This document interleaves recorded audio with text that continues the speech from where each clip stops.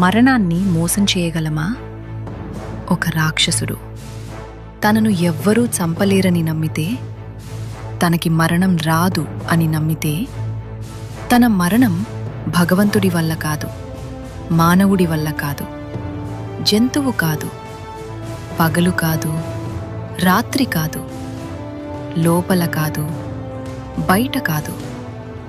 అప్పుడు ప్రశ్న, అటువంటి వ్యక్తిని ఎవరు ఆపగలరు? ఇది కేవలం ఒక రాక్షసుడి అహంకారం కాదు. ఇది ప్రకృతి నియమాలను సవాలు చేసిన ఒక యుద్ధం. ఇదే నరసింహావతారం. వరాహావతారంతో భూమి తిరిగి స్థాపించబడింది. కానీ అహంకారం ఇంకా మిగిలి ఉంది.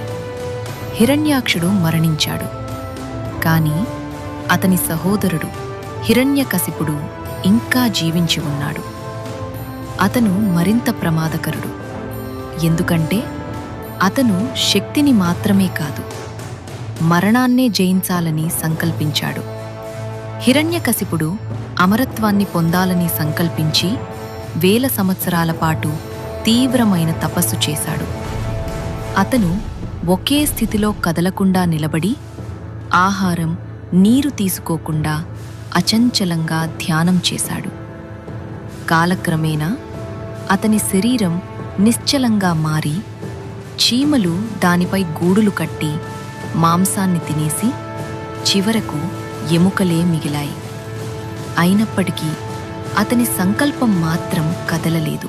అతని తపస్సు నుండి ఉద్భవించిన తేజస్సు అంత తీవ్రంగా ఉండి మొత్తం లోకాలను వేడెక్కించింది. ఈ వేడిని తట్టుకోలేక దేవతలు భయంతో బ్రహ్మదేవుని వద్దకు వెళ్లి సహాయం కోరారు. అప్పుడు బ్రహ్మదేవుడు ప్రత్యక్షమై తన కమండలిలోని పవిత్ర జలాన్ని చల్లి హిరణ్యకశిపుణ్ణి మళ్లీ పూర్ణ శరీరంతో పునరుద్ధరించాడు. అప్పుడు హిరణ్యకశిపుడు ఒక అసాధారణ వరాన్ని పొందాడు. అది, నన్ను మనిషి చంపకూడదు, జంతువు చంపకూడదు, పగలు కాదు, రాత్రి కాదు, లోపల కాదు, బయట కాదు, ఆయుధంతో కాదు. ఇది అమరత్వానికి దగ్గరగా ఉన్న రక్షణ. ఇక్కడే అతని అహంకారం ప్రారంభమైంది. హిరణ్యకశిపుడు తనని తాను దేవుడిగా ప్రకటించాడు. శ్రీ మహావిష్ణువు పేరు చెప్పడాన్ని నిషేధించాడు. లోకాలను భయపెడుతూ పాలించాడు.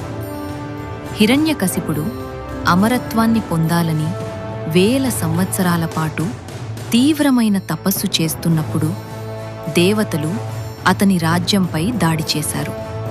ఈ సమయంలో ఒక అద్భుతం జరిగింది. హిరణ్యకశిపుడు భార్య కాయాధు గర్భవతి. ఆమెను ఇంద్రుడు బంధించాడు. అతని ఉద్దేశ్యం స్పష్టంగా ఉంది. ఈ గర్భంలో ఉన్నవాడు కూడా రాక్షసుడే అవుతాడు. ముందే నాశనం చేద్దాం. అప్పుడే మహర్షి నారదుడు అక్కడికొచ్చాడు. ఆయన ఇంద్రుణ్ణి ఆపి ఇలా చెప్పారు: ఈ గర్భంలో ఉన్న శిశువు సాధారణ బాలురు కాదు, ఒక మహాభక్తుడు జన్మించబోతున్నాడు. నారదుడు కాయాధును తన ఆశ్రమానికి తీసుకెళ్లాడు. అక్కడ ఆమెకు విష్ణువు మహిమ, ధర్మం, భక్తి మార్గం బోధించాడు. ఇక్కడ ఆ బోధనలను కేవలం కాయాధు మాత్రమే కాదు, గర్భంలో ఉన్న శిశువు కూడా వింటున్నాడు. అతడే భక్త ప్రహ్లాదుడు. జన్మించక ముందే అతని హృదయంలో భక్తి నాటుకుంది.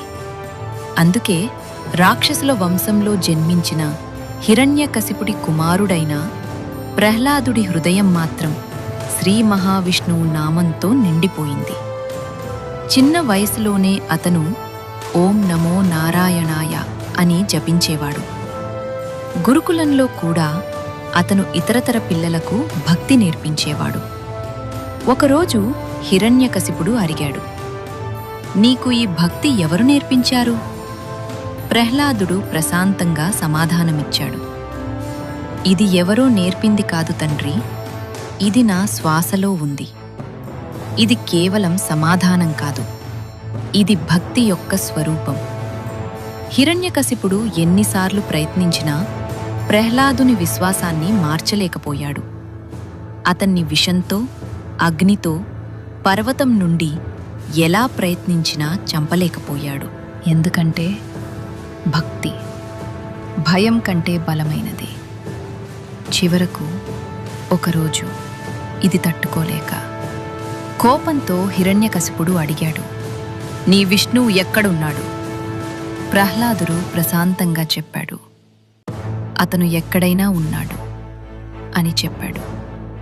ఈ స్తంభంలో ఉన్నాడా అని సవాలు చేశాడు. ఆ క్షణం అతను స్తంభాన్ని కొట్టాడు. అప్పుడు ఒక గర్జన, అది భూమిని కంపించింది, ఆకాశాన్ని చీల్చింది. అక్కడ స్తంభం నుండి ఒక రూపం బయటకు వచ్చింది.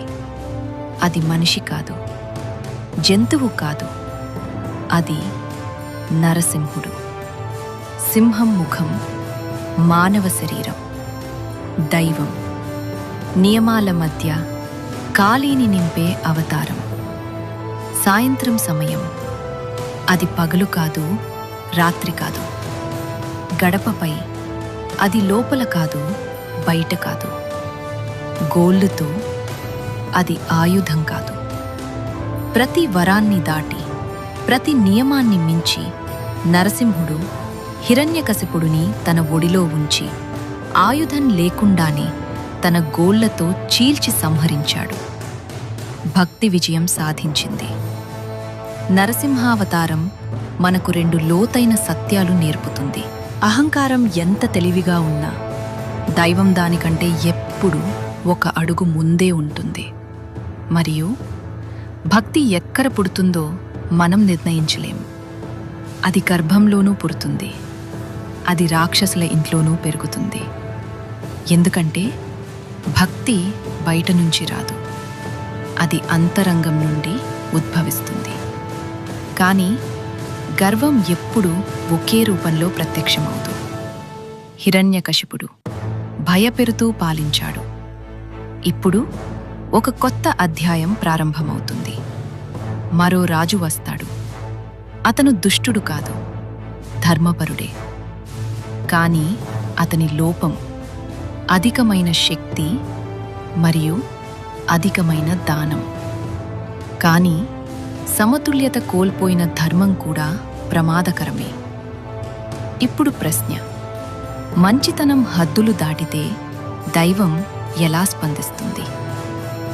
దుష్టుణ్ణి జయించడం సులభం, కానీ అధికమైన మంచితనాన్ని నియంత్రించడం దైవానికి కూడా ఒక పరీక్ష. తదుపరి అధ్యాయం వామనావతారం.